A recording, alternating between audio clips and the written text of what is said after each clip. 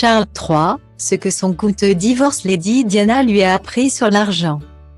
Le roi Charles III a tiré les leçons de son divorce onéreux avec Lady Diana. Ce serait à ce moment-là qu'il aurait décidé de faire des placements pour rebâtir sa fortune. Aujourd'hui presque 2 fois plus importante que celle de sa défunte mère, selon The Mirror.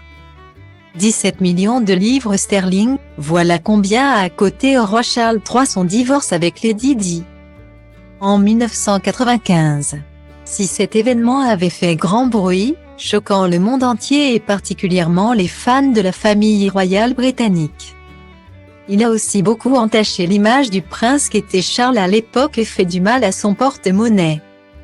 Mais celui qui sera couronné roi le 6 mai prochain a aussi tiré des enseignements de cet événement, apprenant à gérer ses finances avec rigueur pour rebâtir sa fortune.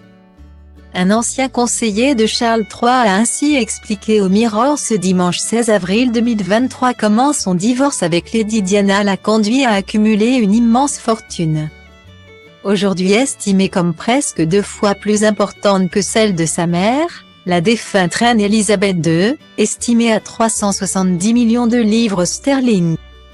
L'ex-assistant de Charles a révélé que le roi a patiemment reconstruit ses finances à la suite du divorce, atteignant une fortune personnelle de 600 millions de livres sterling à ce jour. Mais d'où vient cette fortune? Le roi Charles aurait beaucoup épargné et serait moins dépensier que ses frères et sœurs. Mais ce n'est pas tout. Selon la liste des personnes les plus riches du Times, ce sont aussi ses investissements judicieux dans la croissance du duc de Cornouailles qui lui ont permis d'amasser cette fortune.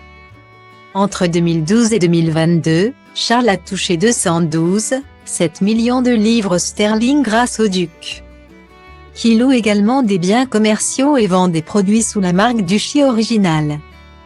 En héritant du trône, Charles III est devenu le gérant du duché de Lancastre, d'une valeur de 652,8 millions de livres sterling, dont il percevra les bénéfices.